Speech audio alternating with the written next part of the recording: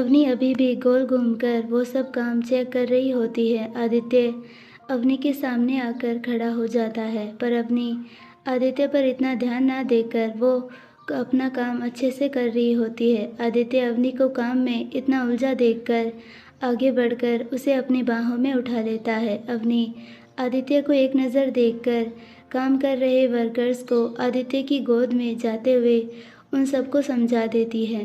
आदित्य अवनी को गोद से उतारकर नीचे बैठा देता है और खुद भी जाकर अपनी चेयर पर बैठ जाता है। दोनों के चेयर पर बैठते ही नौकर दोनों के लिए नाश्ता लेकर रख देते हैं।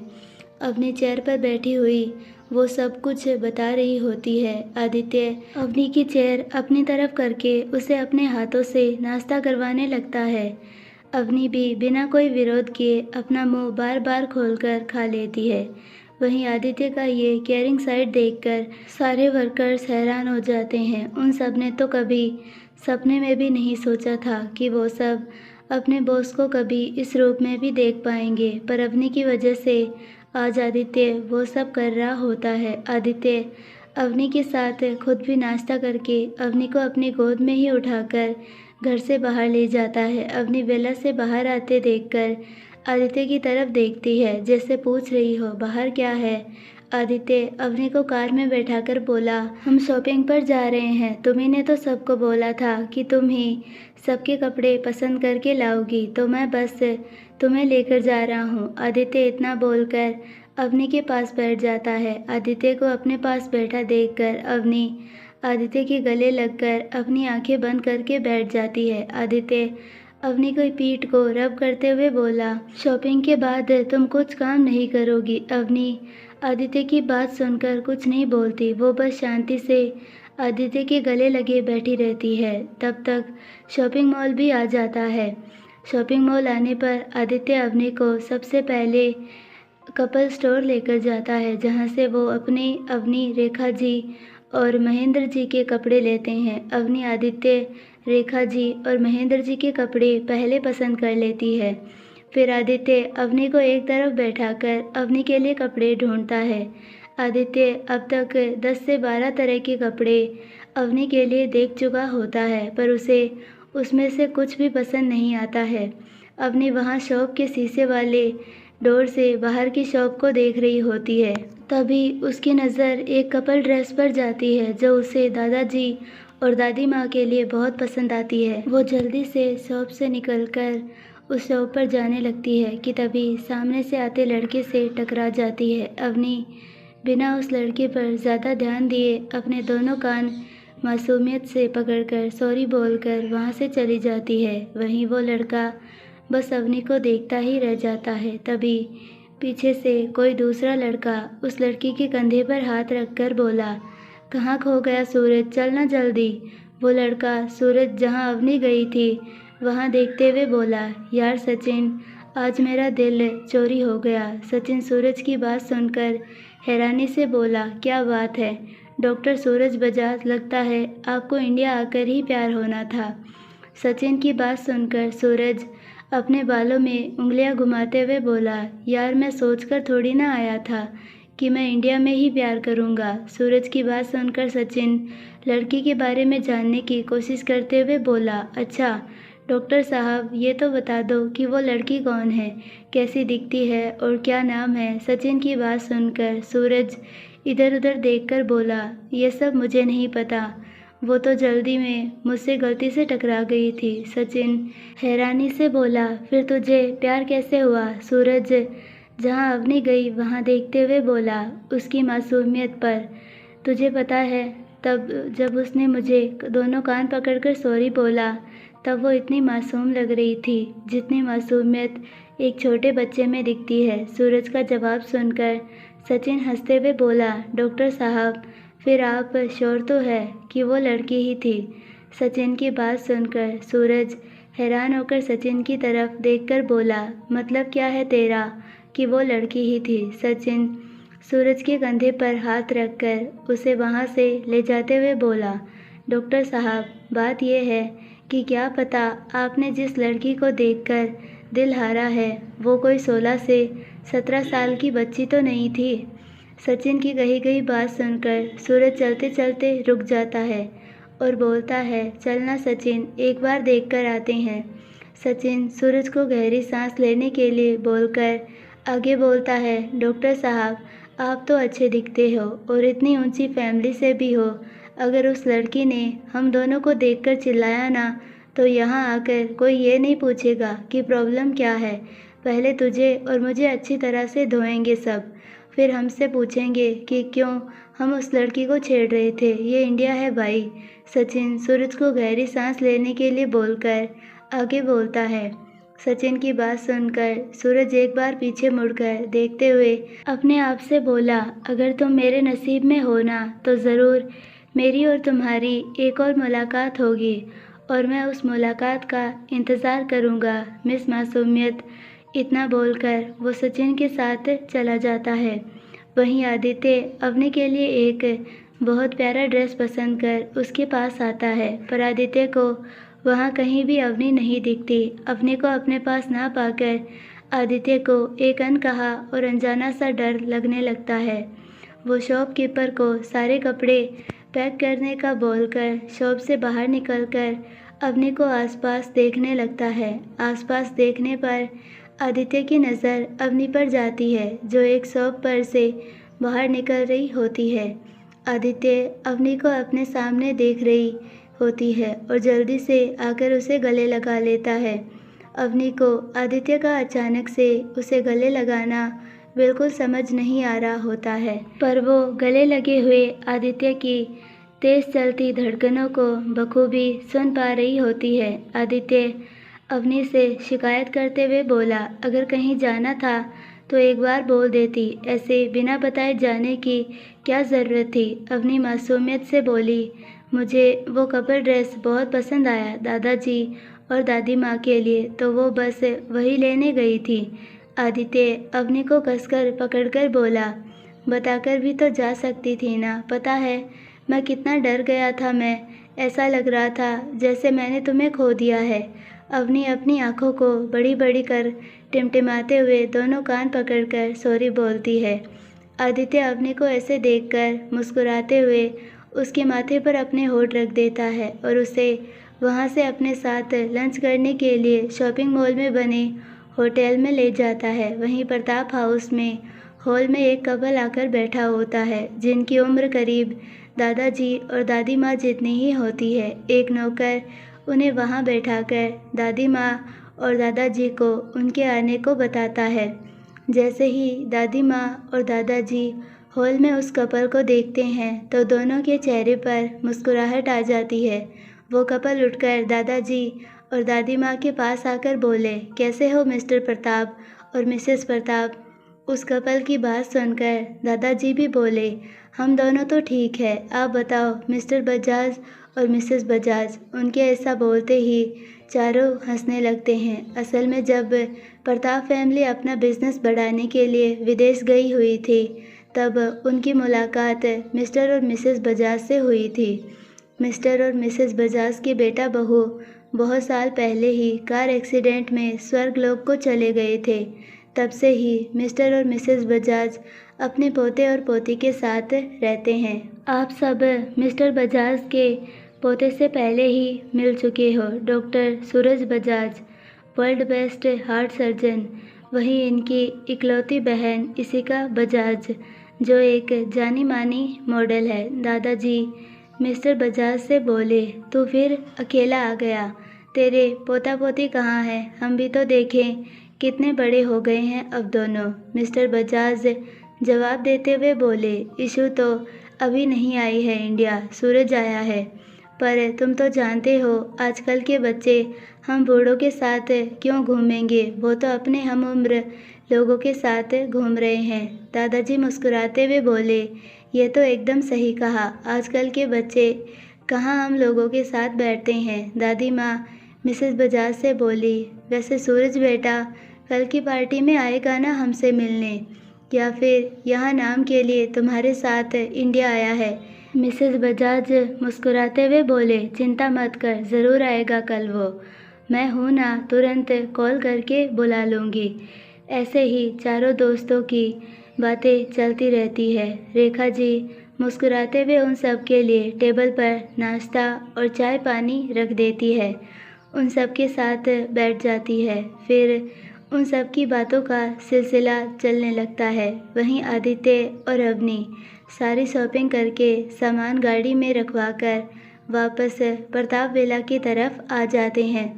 आते समय भी अवनी आदित्य के गले लगकर आंखें बंद करके बैठी होती है। प्रताप वेला आते ही आदित्य अवनी की पीठ पर हाथ चलाते हुए बोला, बच्चा तुम घर जाकर पहले आराम करना, अब जो कुछ भी बचा है वो महेश देख लेगा।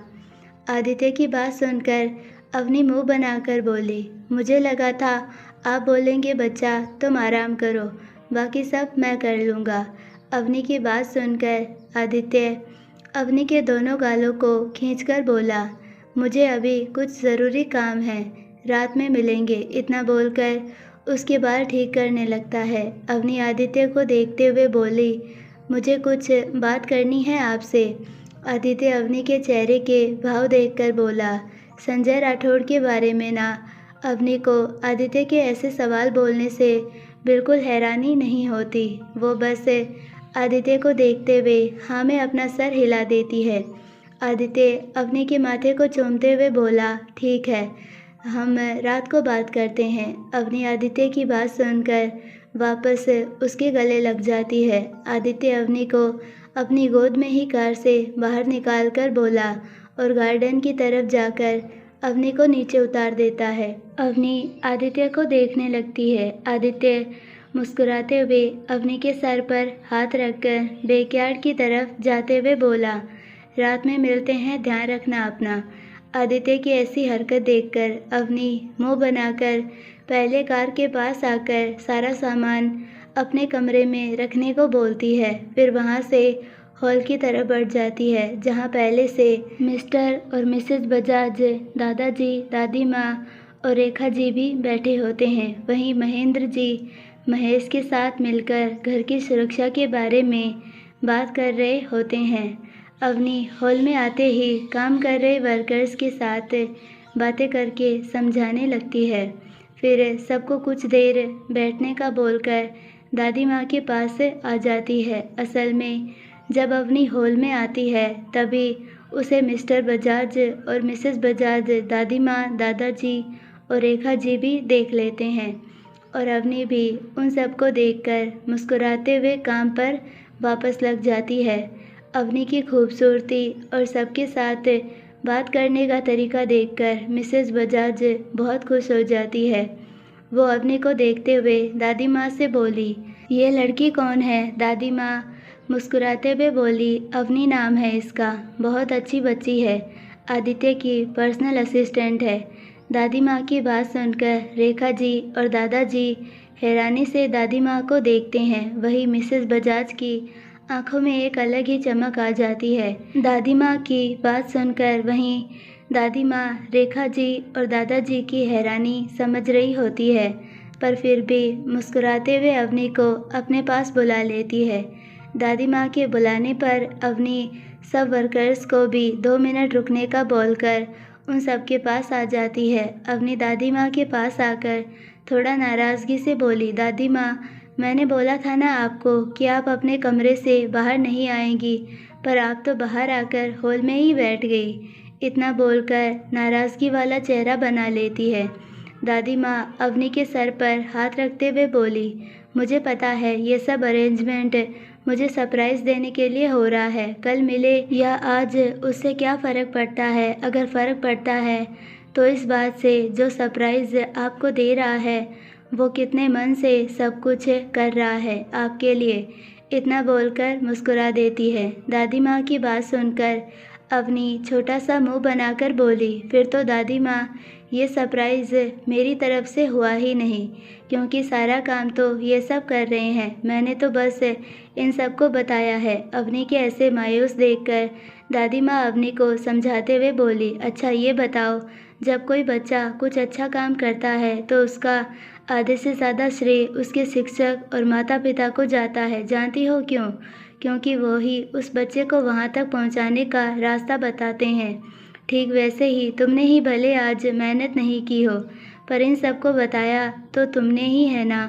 दादी माँ की बात सुनकर अवनी का चेहरा खिल जाता है तो वो मुस्कुराते हुए दादी माँ से बोली, ठीक है दादी माँ, फिर आप भी इनाम में इन सबको ही देंगी और मुझे आपका बहुत सारा प्यार।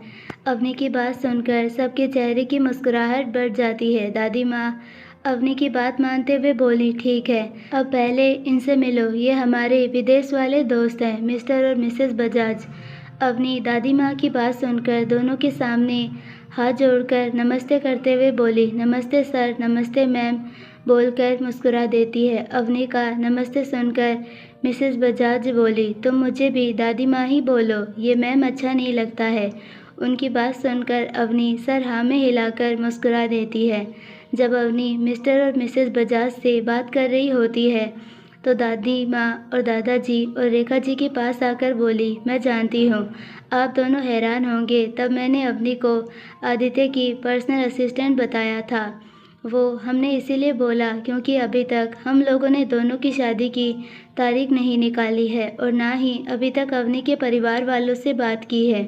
इसीलिए हम नहीं चाहते अभी कोई भी आदित्य और अवनी को नज़र लगाए, और वैसे भी हमें लगता है कल आदित्य अवनी को अपने पर्सनल असिस्टेंट के तौर पर ही पार्टी में लेकर आएगा।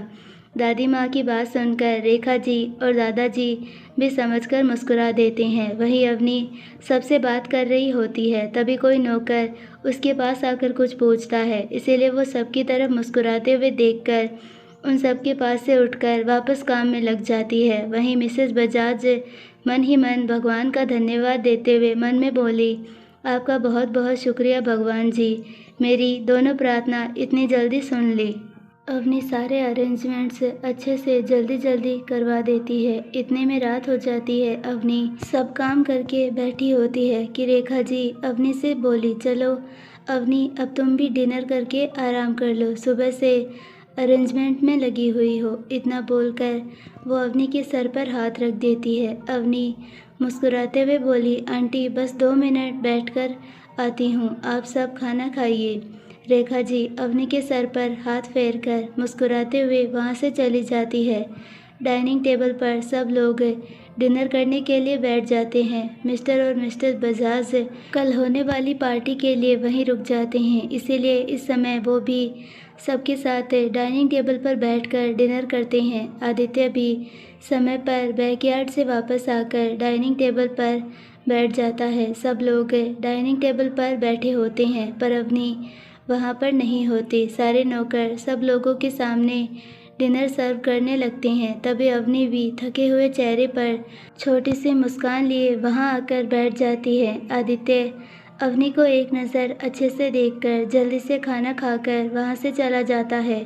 अवनी खाने के लिए थोड़ा सा ही खाना लेती है और वो धीरे धीरे खा रही होती है। परिवार से सब लोग अपना अपना खाना खाकर अपने कमरे में चले जाते हैं। मिस्टर और मिसेस बजाज को दादी माँ और दादाजी के पास वाला कमरा दिया गया होता है, जिससे वो वहाँ रुककर आराम कर सके और दादाजी और दादी माँ से जब मन हो तब बात कर सके। वहीं अवनी डाइनिंग टेबल पर सबके जाने के बाद वहीं बैठी धीरे धीरे खाना खा रही होती है। वो खाना खाकर अपने रूम की तरफ बढ़ जाती है। हालांकि उसे याद होता है कि उसे संजय राठौड़ के बारे में बात करनी है, पर ज़्यादा थकावट की वजह से वो आदित्य को एक नज़र देखकर अपने रूम की तरफ बढ़ जाती है। पर तभी कोई अवनी को अपनी गोद में उठा लेता है। अवनी हैरानी से अपना सर उठाकर ऊपर देखती है तो वो और कोई नहीं आदित्य ही होता है। आदित्य को देखकर अवनी अपने आप उसके गले में हाथ डालकर बोली, क्या कर रहे हैं आप आदित्य? आदित्य अवनी को गोद में लिए मुस्कुराते हुए बोला, वही जो तुम अभी करने वाली थी। आदित्य की बात सुनकर अवनी नासमझी में अपनी आंखें बड़ी बड़ी करके, मैं क्या करने वाली थी? आदित्य अवनी को अपनी गोद में लिए अपने कमरे की तरफ जाते हुए बोला, तुम मेरे कमरे में आने वाली थी। आदित्य की बात सुनकर अवनी कुछ नहीं बोलती है, बस अपना सर आदित्य के सीने पर टिका देती है। आदित्य अवनी को अपने कमरे में लाकर बेड पर आराम से बैठा देता है, पर अवनी ज़्यादा थकान महसूस करते हुए वहाँ लेट जाती है। आदित्य अवनी को लेटाकर खुद उसे अपनी बाहों में लेकर लेट जाता है। अवनी आदित्य को अपने साथ लेटता देखकर खुद आदित्य के ऊपर छोटे बच्चे की तरह लेट जाती है। आदित्य अवनी की हरकत देखकर मुस्कुराते हुए उसके बालों में अपनी उंगलियां चलाने लगता है। दोनों के चेहरे पर सुकून के साथ साथ होठों पर एक मुस्कान भी होती है। दोनों काफ़ी देर तक शांत रहकर एक दूसरे के साथ को महसूस कर रहे होते हैं। इसी बीच दोनों की तेज़ चलती धड़कन और सांसें आपस में उलझ रही होती है। काफ़ी देर शांत रहने के बाद आदित्य अवनी के बालों के साथ खेलते हुए बोला, बच्चा समझाया था ना, इतना सब अकेले करने की कोई ज़रूरत नहीं है। जो हो रहा है हो जाता, वो सब मैं अपने आप देख लेता। आदित्य की बात सुनकर अवनी अपनी आंखें बंद किए हुए ही पहली बार किसी के लिए कुछ कर रही हूँ। वो सब करते हुए बहुत अच्छा भी लग रहा था और जब सब लोग अरेंजमेंट्स को लेकर तारीफ़ कर रहे थे तो और भी ज़्यादा अच्छा लग रहा था। इसीलिए कुछ भी बीच में छोड़ने का मन नहीं हुआ। अवनी की बात सुनकर आदित्य कुछ नहीं बोलता, बस अवनी के बालों के साथ खेल रहा होता है। अवनी आंखों में चमक लिए आदित्य की तरफ देखकर बोली, सबने तो मेरी तारीफ़ कर दी पर आपने कुछ नहीं कहा, क्या आपको?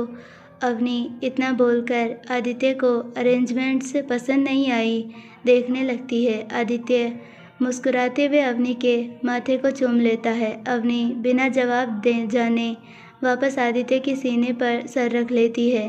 आदित्य अवनी के बालों में उंगलियां चलाते हुए कुछ सोचकर बोला, बच्चा, अगर कल मैं पार्टी में तुम्हें अपनी पर्सनल सेक्रेटरी के रूप में इंट्रोड्यूस करूं तो तुम्हें कोई परेशानी तो नहीं होगी ना?